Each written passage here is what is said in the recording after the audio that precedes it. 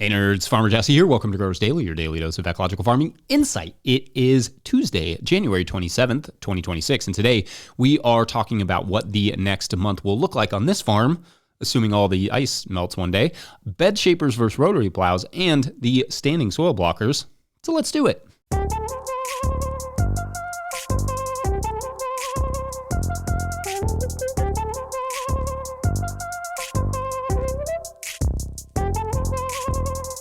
All right, everyone, welcome to Tilth Tuesday, your weekly reminder that you can get living soil compost and potting mixes from the bonafide nerds at Tilth Soil. Check out Nathan on the Composter Podcast, Season 4, Episode 3, or head to tilthsoil.com to learn more. I hope everyone's week is off to a nice start. Hopefully, everyone's tunnels and animals and such survived that ice storm if you're in our half of the United States. I remember when we had ice storms, when we had livestock, that was unequivocally the most stressed out I got about the sheep.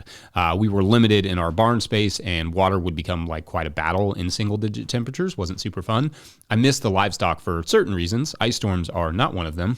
There was this weird little line in this particular storm where it changed from snow to wintry mix and then ice, and some folks predominantly south of us just got all the ice. So we're thinking of you all and hoping you got warm enough this week to get bailed out a little bit there.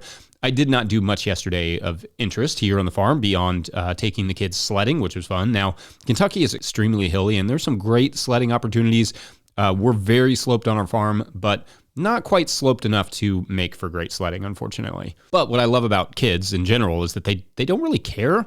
They just kind of make it work. It's an attitude that I certainly myself could use more of, but I'm also very glad that our kids have that. I sometimes feel as a society we favor knowledge over creativity with our children, or we separate the two, or at least that's what I felt like myself growing up, that art and music and other creative pursuits weren't really important, that I could, quote unquote, go play, but the important stuff was in the books. But I think creativity is just practice for ingenuity, for learning to, take what you have and do the best you can with it. That is definitely something I wish for my kids, for them to intuitively think, how can we take this problem and make something useful out of it? Or just as importantly, something fun and or beautiful, like a really boring slope.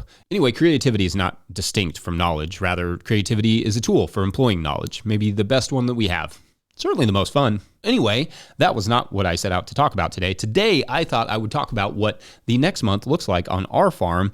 I did these sort of updates like kind of all throughout last season, and I figured I'd sort of bring them back once per month this year throughout the growing season so you can get an idea of what I'm up to on our farm here in Kentucky Zone 6B. Now, of course, one obligatory note is that this does not mean you will be doing the same thing as I will be doing at the same time. If you're in a different region, obviously that makes sense, but if you're not a commercial farm, you will not have to do nearly the same amount of like winter seeding that I do and such. Or more to that point, if you are in a backyard, garden situation and don't have the seed starting setup that you need to get seeds through February, you can just buy your longer season starts later, or even just start them later because you don't have the pressure of the market. Now, we could find a nursery and do that sort of thing too, and no doubt there are larger growers who do in fact use nurseries, but we've got the means and enjoy the process of starting our own tomatoes and cucumbers and all those things, sometimes to our detriment. So anyway, seed starting is a big part of what we'll be up to for the next month. In fact, in the next week or so, I will be getting our tomatoes going. Indeed, even with these cold temperatures here, it's time to get those things started. I will start both the rootstock and the scion stock because we graft our tomatoes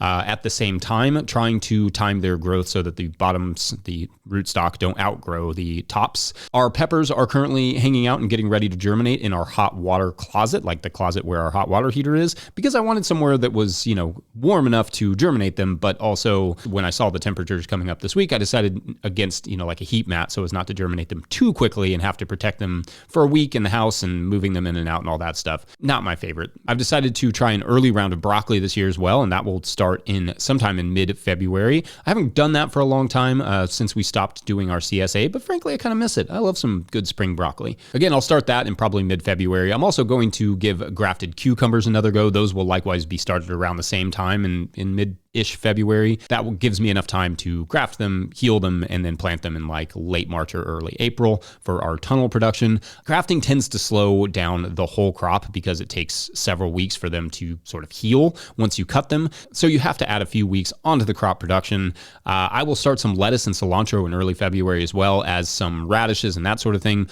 But one under the radar crop that I will start in February is actually parsley, because it's fairly slow to germinate and grow, but it will grow all summer throughout the heat and then deep into the fall. Parsley, I usually start all of those crops I usually start in soil blocks, though you could sow cilantro in February into the soil if you had enough space for it. It does fine in the field. It does fine in the tunnels for us. It's just a little slower to grow, obviously, in the field. Fennel is another crop that I plan to start in the end of February in transplants. Occasionally we get dry enough here to do some bed prep / soil prep in February, but I don't hold my breath there. That's part of why it's brilliant to go no-till, because you can kind of do anything in February without having to work the soil. At best, I hope to do some early broad forking just to get a jump on it, like especially for our first field carrots, which go out in mid-March here. February is an interesting month in that it can still be cold and snowy, but the return of the sunlight gives you a lot to work with in terms of like greenhouse space, because with a small amount of supplementary heat and all that sunlight, we can usually get some decent rates of growth by the end of the month. That said, it's still very much a hurry up and wait month and a stay on your toes month. One slip up and you forget to cover your transplants with row cover or bring them inside on a really cold day and it's toast. Not the good kind, like the bad kind of toast, like the burnt kind, but like frozen. I don't know, toast analogy kind of fell apart there. Anyway, lots of prepping, not as much sowing or growing, but it does slowly start to pick up in February. We start to get hints of spring, which are nice. Things start to green up, speed up, and grow. It's often also interrupted by snowfalls and single-digit temperatures. So you got to kind of slow your roll a little bit. Gotta love this totally normal job that we have. Anyway, what does your February look like? Let us know. And otherwise, we're off to see the wizard, the wonderful wizard of bed shaping. Didn't even know that was a wizard. BRB. Today's episode is brought to you by Ohio Earth Food. So you got your soil tested or need your soil tested, it's time to contact Ohio Earth Food. Since 1972, they have been growers' trusted source for organic soil amendments to apply before you plant to prevent those deficiency symptoms that limit production. Their knowledgeable staff have all been a part of certified organic operations and can help you choose the best products for your soil and deliver or ship them right to your farm. With locations in Northwest Ohio and just north of Madison, Wisconsin, Ohio Earth Food wants to be your partner for organic inputs. Don't count on luck this year. Start your seeds in the Seed Catapult potting soil and put their Revita fertilizers in your beds, and rest assured that your plants will have all the nutrients, stimulants, and energy for whatever comes their way. Feed your soil and let your soil feed the plants. Visit them at ohioearthfood.com. Today's episode is also brought to you by High Mowing Organic Seeds. High Mowing Organic Seeds is celebrating their 30th anniversary with 48 fabulous new varieties for 2026. Highlights include downy mildew-resistant cucumbers, a poppy that looks like cotton candy, and 12 new tomato varieties. High Mowing offers more than 750 varieties of certified organic, non-GMO vegetables, flowers, herbs, and cover crops, all trialed for optimal performance in organic growing systems. High Mowing has the professional quality seeds and supportive grower reps to get you from seed to harvest. Visit highmowingseeds.com to request a catalog and use code 26NOTILL, all caps, for 10% off your order of $100 or more. That's highmowingseeds.com. All right, back to the show. If you, the listener or viewer, are enjoying this podcast, getting even a small amount of value from it, consider supporting our work over at patreon.com/no-till-growers. Does this work bring you $2 worth of value every month? $5 worth of entertainment? Maybe the other way around. I will try to get to questions from everywhere that questions come in, but I will always get to your Patreon questions, so you can consider chipping in. Now, today's Patreon question comes to us from Patreon member Chad Hayes, who writes, quote, "Hi, Jesse. My question is about establishing new raised beds. I'm starting a new market garden on land previously used for organic grain production. The soil was disked after harvesting oats in the fall, and I plan to till using the landowner's riding tractor in the spring. I found a great deal on a barely used BCS 749 plus power harrow. I've seen lots of people using the rotary plow to establish raised beds, but I am also considering the bed shaper kit, 1 meter horizontal bar with angled discs on each side, followed by a drag chain. It claims to be able to form 30-inch wide by 3-inch high beds and would save me around $2,000 Canadian compared to the rotary plow, which I don't anticipate needing after initial bed establishment. Do you have any experience with this attachment or any idea how well this would work?" End quote. All right, so this is great. This kind of fits nicely into our tool focus as well on Tuesdays. So I do not have experience with this particular bed shaper, but I do have a lot of experience with the rotary plow and power harrow. And I also do have a decent amount of experience with bed shapers on riding tractors. So I can give it my best go, with commoners feeling encouraged to fill in the gaps. First, what are we talking about? Well, As Chad said, the bed shaper is just a bar with discs on each side that sort of pull the soil up into a bed shape at whatever width that you want. You drag the discs through tilled soil, and the discs sort of form a perfectly straight bed for you by pulling the soil up and in, sort of, like mounding it. The rotary plow, for contrast, is a corkscrew-looking implement, PTO-driven, so it spins when you turn it on, that essentially throws dirt off to one side and can be used to pile up beds or till it up, like raw ground or something. Then the power harrow is a heavy soil working implement that lightly stirs the top 6 inches or so of the soil with tines that rotate perpendicular to the soil, as opposed to the tiller that sort of operates like sort of like a fast moving scoop that pulverizes the soil. So for that bed shaper, you will need, or at least probably want, wheel extensions and weights if you plan to use it. I'm not sure it's necessary, the wheel extensions, but I'm pretty sure it's designed for that. And watching Joel from Earth Tools video on it that we will link in the show notes, it looks like you will also have to make about 3 passes per bed depending on your soil context. Fluffier, lighter soils may not take quite as much work or quite as many passes. For a riding tractor, the weight is typically enough that 1, maybe 2 passes does the trick, but walk-behind tractors don't quite have the power, weight, or hydraulic pressure to do that so easily. So you would have to till the soil as it sounds like you plan to do, and then add the wheel spacers, which you probably will not want for the power harrow, as I believe it's designed to have the tires riding on top of the bed. That's not a deal breaker, but it will add extra time to the use, assuming you will want to hill them up every season. Like 3 inches is not super tall, and it will compact down, so you're going to lose some of that advantage of having a raised bed using that hiller.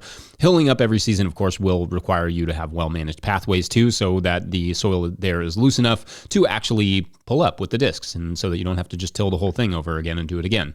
The 749 BCS, this is just a walk-behind tractor, has a decent amount of power, but I could imagine that raising the beds with those discs could get a little tough if you're keeping the beds permanent. Now, I like the rotary plow for its versatility, but I'm not going to say it's an absolute requisite tool. I use it less than our flail mower, and I use our flail mower more than I do our power harrow, but the rotary plow is nice to have in situations like this year where I'm reshaping some beds for specific drainage issues, a story that I'll return to at another time, or it's nice if I want to bury some irrigation or start new plots, etc. Do I need it? Not really, but it is handy to have around, this rotary plow, and especially if you need really, really deep beds, like in a poor drainage situation, or if you have a little corner somewhere that you want to build a quick garden bed or herb bed or something. It's pretty maneuverable, so you don't have to, for instance, use a tiller and then swap on the bed shaper and all that stuff. You just use the rotary plow for the whole shebang, which is nice. It doesn't make quite as straight of beds as, like the bed shaper would, but it can be done pretty accurately. Honestly, I don't think you'll regret either, but I do suspect you will get more use over the lifetime of the tool out of the rotary plow than you would out of the bed shaper. Anyway, maybe there was something useful in that segment. I hope so. And listeners, feel free to add your 2 cents as always, especially if you have experience with the bed shaper. Otherwise, we're going to take a quick break. When we come back, we will talk about standing and blocking, which is not my favorite dance move yet. Be right back.